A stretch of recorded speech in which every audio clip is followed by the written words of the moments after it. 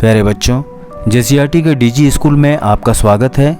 मैं अमरीश कुमार आज एक नए टॉपिक के साथ आप लोगों के समक्ष उपस्थित हूँ। आप लोग इस वीडियो को शुरू से अंत तक अवश्य देखें और अगर आप सब मेरे चैनल पर नए हैं तो चैनल को सब्सक्राइब करें और अगर वीडियो अच्छा लगे तो इसे लाइक करें। गति करना सजीवों का एक विशेष लक्षण है। विभिन्न कार्यों को करते समय हमारे शरीर में अनेक प्रकार की गतियाँ होती रहती है। चलना, टहलना, दौड़ना, उड़ना, छलांग मारना, रेंगना, तैरना इत्यादि जंतुओं को एक स्थान से दूसरे स्थान तक जाने के विभिन्न तरीके हैं। विभिन्न प्रकार के जंतुओं जैसे मनुष्य, गाय, सर्प, पंछी, कीड़े मकोड़े, मछली इत्यादि में विभिन्न प्रकार के गमन अंग प्रयुक्त होते हैं। कुछ गतियाँ हमारे शरीर में निरंतर एवं स्वतः होती रहती है, जैसे पलकों का झपकना, सांस लेते समय पसलियों का चलना। आपने कभी सोचा है कि सभी जीव जंतु गमन कैसे करते हैं या क्या कारण है कि हमारे शरीर के कुछ भाग पूर्णतः घूमते हैं तो कुछ अंशतः घूमते हैं या कुछ बिल्कुल नहीं घूमते हैं?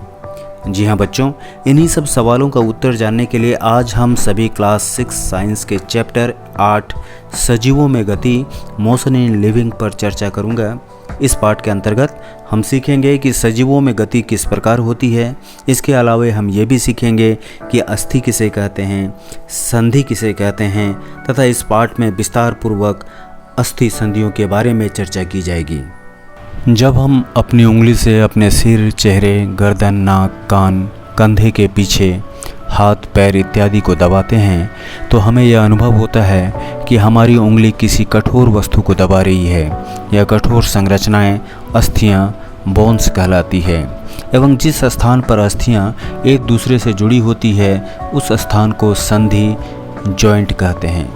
एक वयस्क व्यक्ति में 206 अस्थियां होती है। अस्थियां एक दूसरे से लिगामेंट से जुड़ी रहती है। मानव शरीर की सबसे बड़ी अस्थि फीमर है जो हमारी जांघों में पाई जाती है एवं सबसे छोटी अस्थि हमारे कान में पाई जाती है जिसे स्टेपिच कहा जाता है। बच्चों, अब मैं विभिन्न प्रकार के अस्थि संधियों के बारे में चर्चा करूंगा। सबसे पहले कंदुक खलिका संधि जिसे अंग्रेजी में बॉल एंड सॉकेट जॉइंट कहते हैं। आइए हम लोग बॉल एंड सॉकेट जॉइंट को एक क्रियाकलाप के द्वारा समझने का प्रयास करते हैं। एक गत्ते को बेलन के रूप में मोड़कर उसके एक सिरे पर गेंद को चिपकाएंगे। अब इस बेलन में लगे गेंद को एक छोटी कटोरी में रखकर घुमाते हैं। बच्चों, अब आप कल्पना कीजिए कि गत्ते का बेलन आपका हाथ है तथा गेंद उसका एक सिरा है। कटोरी कंधे के उस भाग के समान है जिससे आपका हाथ जुड़ा हुआ है। एक अस्थि का गेंद वाला गोल हिस्सा दूसरी अस्थि की कटोरी रूपी गुहिका में धंसा हुआ है। इस प्रकार की संधि बॉल एंड सॉकेट जॉइंट कहलाती है। बॉल एंड सॉकेट जॉइंट कंधे एवं कमर में पाई जाती है। अब हम लोग हिंज संधि, हिंज जॉइंट के बारे में चर्चा करेंगे।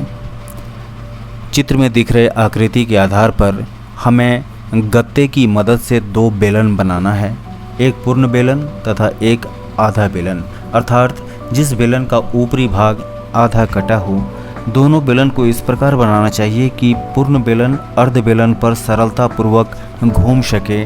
आधे बेलन पर लगा पूर्ण बेलन खिड़की दरवाजे के कब्जे के भांति कार्य करता है तथा सिर्फ एक ही दिशा में गति होने देता है।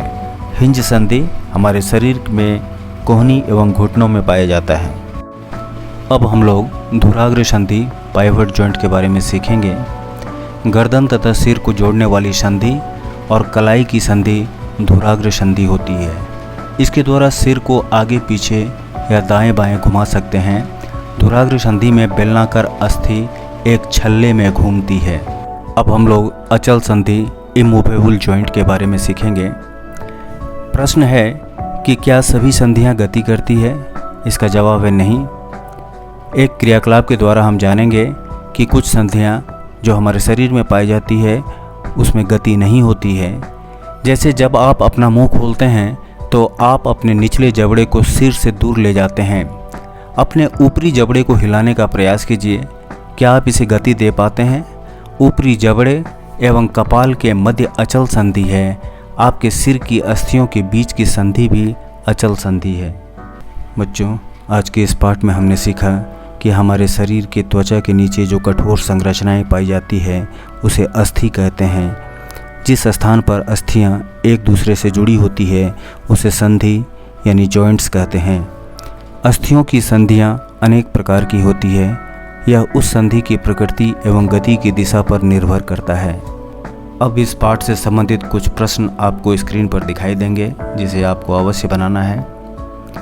पहला प्रश्न है, संधि किसे कहते हैं? दूसरा प्रश्न है, कंदुक खलिका संधि बॉल एंड सॉकेट जॉइंट हमारे शरीर में कहाँ कहाँ पे पाया जाता है? तीसरा प्रश्न है, एक वयस्क व्यक्ति में कुल कितनी अस्थियां पाई जाती है? आज का यह वीडियो आप लोगों को कैसा लगा YouTube के कमेंट सेक्शन में कमेंट करके अवश्य बताएंगे। साथ ही इस तरह के एजुकेशनल वीडियो को देखते रहने के लिए मेरे चैनल को अवश्य सब्सक्राइब करेंगे।